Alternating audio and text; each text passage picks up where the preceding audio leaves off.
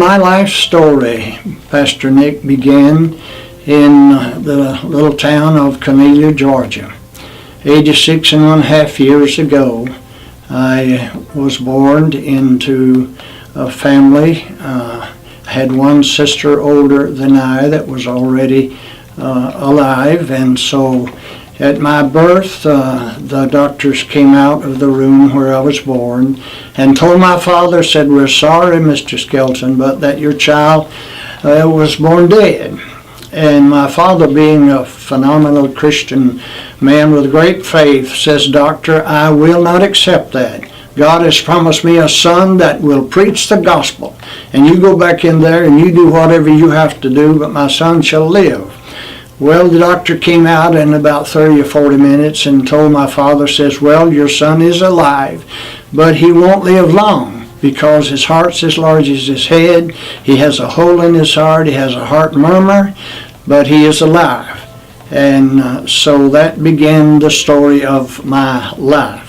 And all through my early years, I lived basically through prayer, of people just praying me through one sickness after another sickness, and until I did finally make it to the 4th grade of school, and then became very ill. Spent 6 months in bed in the 4th grade of school, and through much prayer, and God brought me through all of that. Made it till the 9th grade of school with many physical problems all of those years, with nosebleeds that were uncontrollable at times and so forth, almost dying from that sickness besides my heart problem. But when I was in the 9th grade of school, I became very ill and was unable to attend school at all. So I missed the entire 9th grade of school, very, very sick. And so when I did recover to the point that I could go back to school, I was not able to walk from my house to the school, which was in Gainesville, Georgia at that time. So through much prayer, Dad bought me, of all things, a T-model to drive to school and back. And of course, I was just 15 years old, and he had to get a special permit for me to drive at 15.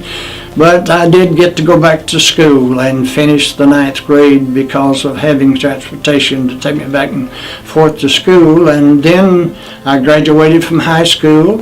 2 years later, I was blessed to graduate from Emmanuel College in 1949. And then from there I went to Mercer University in Macon, Georgia, and graduated from Mercer in 1954. And upon graduating from Mercer, I was at that time pastoring the Congregational Holy Church in Macon, Georgia, and was blessed to have that open door of ministry. Before that, I had been pastor of the Skelton Congregational Holy Church and the Eastman Congregational Holy Church. It was quite a challenge. I pastored 2 services, 2 Sundays in Skelton, pastored 2 Sundays in Eastman at that time. So it was quite a challenge. I drove back and forth from Mercer while I was studying in school. Through the blessing of the Lord, my wife Louise, whom so many people at that time were praying for because she was in the hospital in Rome, Georgia with tuberculosis. And during those days there was no antidote for tuberculosis. So she was actually sent there to perhaps live forever there or just pass away in the sanatorium in Rome, Georgia. But my sister had been in the Church of God in ministry with her husband, and they were called to India to be missionaries. Well, India was not open for them to go to India as missionaries, and they found out there were a lot of Indian people in the island of Cuba. So they decided that they would just go to Cuba and begin their mission work, which they did. And one day my sister Dorothy, she wrote my wife Louise and said, "If you will come to Cuba when you get to feeling better, we will help you recuperate, and at that time you can live with us here on the island of Cuba."